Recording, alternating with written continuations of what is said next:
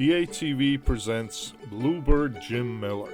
Join us and Jim as he almost single-handedly helps to expand the bluebird population of Billerica by building birdhouses that he has installed throughout Billerica.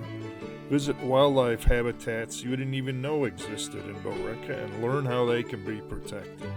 Join us on nest watches throughout Billerica and learn how to record bird activity on the Cornell University Lab of Ornithology database. Learn of other wildlife preservation that Jim has envisioned. We'll build a couple of osprey towers along Concord.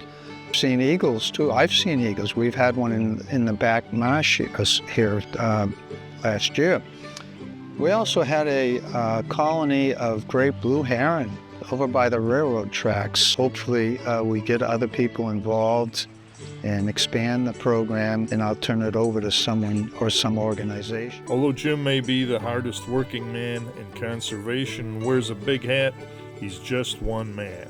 Learn how you too can become involved to preserve Billerica's wildlife habitats.